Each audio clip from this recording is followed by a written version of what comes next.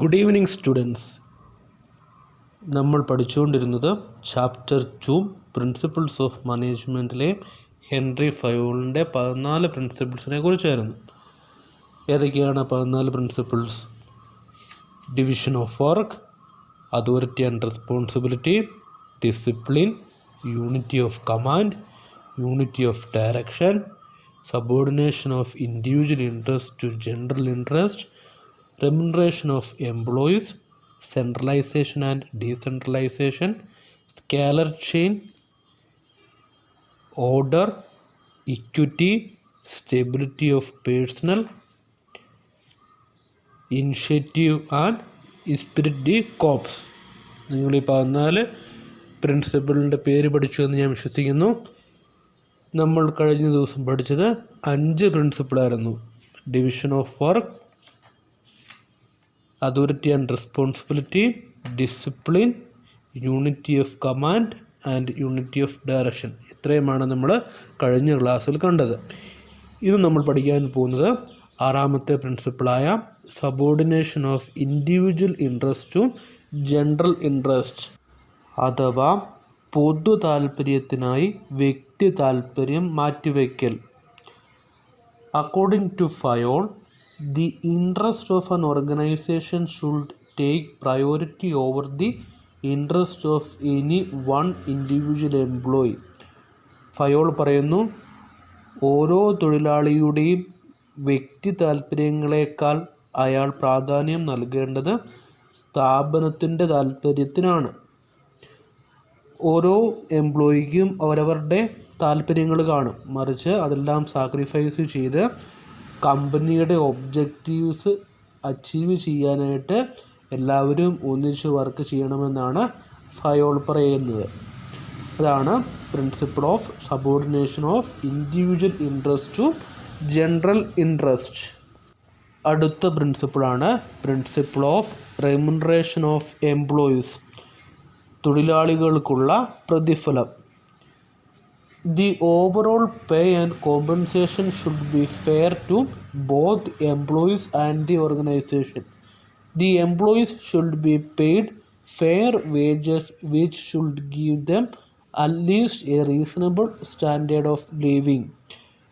സ്ഥാപനത്തിനും തൊഴിലാളികൾക്കും സ്വീകാര്യവും അനുയോജ്യവുമായ വേതന രീതിയാകണം ഓരോ സ്ഥാപനത്തിലും ഉണ്ടാകേണ്ടത്.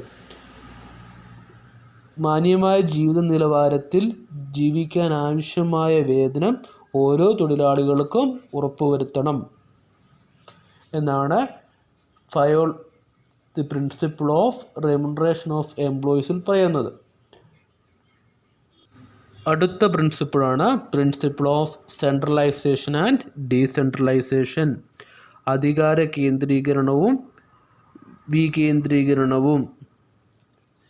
The concentration of decision-making authority is called centralization, whereas its dispersal among more than one person is known as decentralization. തീരുമാനങ്ങൾ എടുക്കാനുള്ള അവകാശം കുറച്ച് പേർക്ക് മാത്രം പരിമിതപ്പെടുത്തുന്നതാണ് സെൻട്രലൈസേഷൻ. എന്നാൽ ആ അവകാശം ഒന്നിൽ കൂടുതൽ ആളുകളിലേക്ക് വ്യാപിക്കുകയാണ് എങ്കിൽ അതിന് പറയുന്ന പേരാണ് decentralisation. According to Fayol, there is a need to balance subordinate involvement through decentralization with managers' retention of final authority through centralization. ഡീസെൻട്രലൈസേഷനിലൂടെ തീരുമാനങ്ങൾ എടുക്കുന്നതിൽ ജീവനക്കാരൻ്റെ പങ്ക് വർദ്ധിപ്പിക്കണം, എന്നാൽ ആത്യന്തിക അധികാരം സെൻട്രലൈസേഷനിലൂടെ നിലനിർത്തുകയും വേണം എന്നാണ് ഫയോൾ പറയുന്നത്. കമ്പനി പ്രവർത്തിക്കുന്ന സാഹചര്യം പരിഗണിച്ചാണ് കേന്ദ്രീകരണത്തിൻ്റെ തോത് നിശ്ചയിക്കേണ്ടത്.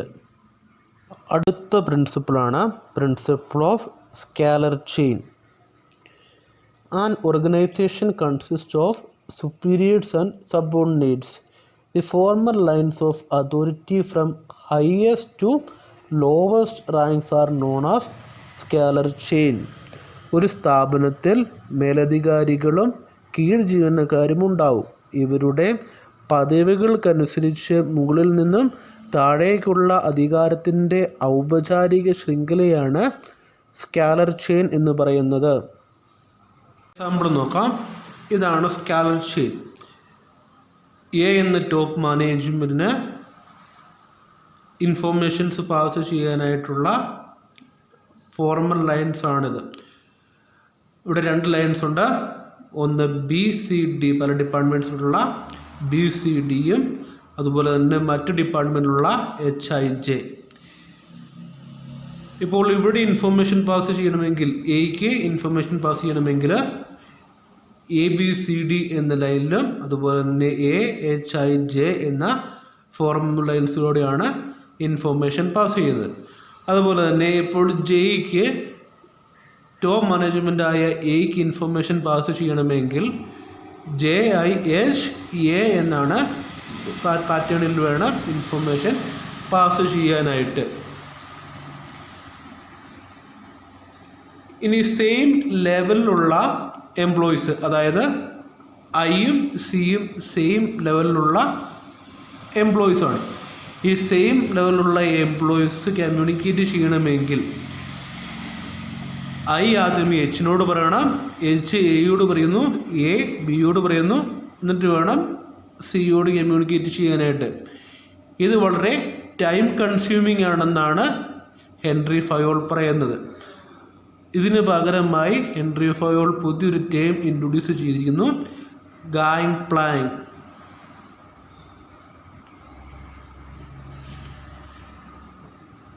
സെയിം ലെവലിലുള്ള എംപ്ലോയീസിനെ തമ്മിൽ കമ്മ്യൂണിക്കേറ്റ് ചെയ്യാനായിട്ട് സാധിക്കുന്ന രീതിയിലുള്ളതാണ് ഹെൻറി ഫയോൾ ഇൻട്രൊഡ്യൂസ് ചെയ്ത ഗാങ് പ്ലാങ് എന്ന് പറയുന്നത്. ഇതിൻ്റെ ഗുണം എന്ന് പറയുന്നത് ടൈം സേവ് ചെയ്യാനായിട്ട്, ടൈം കൺസ്യൂമിങ്. ഒരു ഇൻഫോർമേഷൻ ഐക്ക് സിയോട് പറയണമെങ്കിൽ ഗാങ് പ്ലാങ് വഴി പെട്ടെന്ന് കമ്മ്യൂണിക്കേറ്റ് ചെയ്യാനായിട്ട് സാധിക്കുന്നു. അതുപോലെ തന്നെ സിക്ക് ഐക്ക് ഇൻഫോർമേഷൻ പാസ് ചെയ്യണമെങ്കിൽ പെട്ടെന്ന് തന്നെ ഇൻഫോർമേഷൻ പാസ് ചെയ്യാനായിട്ട് സാധിക്കുന്നു. അതുപോലെ തന്നെയാണ് ബിക്ക് എച്ചിനോടും ഡിക്ക് ജെയോടും. ഇതാണ് ഗാങ് പ്ലാങ്.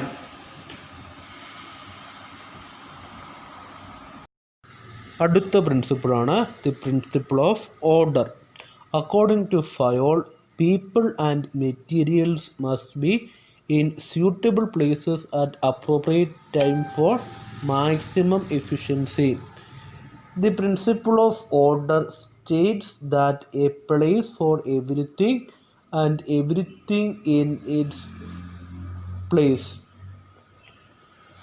അതായത് ഒരു സ്ഥാപനത്തിൽ എല്ലാറ്റിനും ഒരു കൃത്യമായ സ്ഥലമുണ്ടാവണമെന്നും അവ ആ സ്ഥാനത്ത് തന്നെ ഉണ്ടാകണമെന്നും ഫയോൾ പറയുന്നു. എല്ലാത്തിനും ഒരു ക്രമമുണ്ടായിരിക്കണം എന്നാണ് പ്രിൻസിപ്പിൾ ഓഫ് ഓർഡർ പറയുക. അടുത്ത പ്രിൻസിപ്പിളാണ് principle of equity. Good sense and experience are needed to ensure fairness to all employees who should be treated as fairly as possible.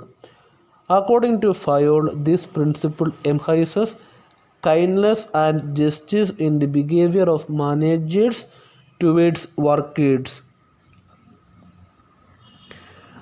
മാനേജറിന് എല്ലാ തൊഴിലാളികളെയും തുല്യമായി കാണാൻ സാധിക്കണം. അതിന് മാനേജറിന് അനുഭവജ്ഞാനവും യുക്തിബോധവും കൂടിയേ തീരൂ. മാനേജർമാർ തൊഴിലാളികളോടുള്ള പെരുമാറ്റത്തിൽ ദയയും നീതിയും കാണിക്കണമെന്നാണ് ഫയോൾ പറയുന്നത്.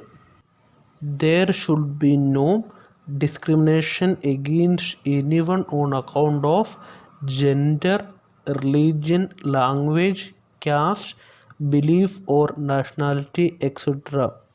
ജാതി, മതം, ഭാഷ, ദേശീയത, വിശ്വാസങ്ങൾ തുടങ്ങിയവ യാതൊരു വിധത്തിലുള്ള വിവേചനവും സ്ഥാപനത്തിനുണ്ടാകുവാൻ പാടില്ല എന്നാണ് ഫയോൾ പറയുന്നത്. അടുത്ത പ്രിൻസിപ്പിളാണ് principle of stability of personnel. Personnel should be selected and appointed after due and rigorous procedure. But one selected, they should be kept at their post or position for a minimum fixed tenure. They should have a stability of tenure. They should be given reasonable time to show results. ഓരോ തൊഴിലാളിയെയും തിരഞ്ഞെടുത്ത് നിയമിക്കേണ്ടത് പലവിധ നടപടിക്രമങ്ങളിലൂടെയാണ്. പക്ഷേ ഒരിക്കൽ തിരഞ്ഞെടുക്കപ്പെട്ട് കഴിഞ്ഞാൽ അവർ ആ ജോലിയിൽ ഒരു നിശ്ചിത കാലമെങ്കിലും സ്ഥിരമായി ഉണ്ടാവണമെന്ന് ഉറപ്പുവരുത്തണമെന്നാണ് ഫയോൾ പറയുന്നത്. ഇല്ലെങ്കിൽ എംപ്ലോയീസിന് ഇൻസ്റ്റെബിലിറ്റിയും ഇൻസെക്യൂരിറ്റിയും ഫീൽ ചെയ്യാനുള്ള സാധ്യതയുണ്ട്. അടുത്ത പ്രിൻസിപ്പിളാണ് principle of initiative. According to Fayol, workers should be encouraged to develop and carry out their plans for improvements. തൊഴിലാളികൾക്ക് അവരുടേതായ പദ്ധതികൾ വികസിപ്പിക്കാനും സ്ഥാപനത്തിൻ്റെ വികസനത്തിനായി അവ നടപ്പിലാക്കാനുമുള്ള അവസരങ്ങൾ നൽകണമെന്നാണ് ഹെൻറി ഫയോൾ പറയുന്നത്. Next, the principle of esprit de corps അല്ലെങ്കിൽ unity is strength. Management should promote a team spirit of unity and harmony among employees according to Fayol. ഇവിടെ ഒരു ടീം സ്പിരിറ്റ് പ്രൊമോട്ട് ചെയ്യണമെന്നാണ് ഫയോൾ പറയുന്നത്. ഒരു ഓർഗനൈസേഷൻ്റെ അകത്തെ എംപ്ലോയീസും മാനേജേഴ്സും സുപ്പീരിയേഴ്സും സബോർഡിനേറ്റ്സും എല്ലാവരും ഒരു ടീമായിട്ട് വർക്ക് ചെയ്യണമെന്നാണ് ഫയോൾ പറയുന്നത്. ഇതാണ് principle of esprit de corps. ഇപ്പോൾ നമ്മൾ പഠിച്ചത് ഹെൻറി ഫയോളിൻ്റെ 14 പ്രിൻസിപ്പിൾസാണ്. 14 പ്രിൻസിപ്പിൾസ് ഏതൊക്കെയാണ്? First one, the principle of division of work, principle of authority and responsibility, principle of discipline, principle of unity of command, principle of unity of direction, principle of subordination of individual interest to general interest, principle of remuneration of employees, principle of centralisation and decentralisation, principle of scalar chain, principle of order, principle of equity, principle of stability of personal, principle of initiative and the principle of esprit de corps.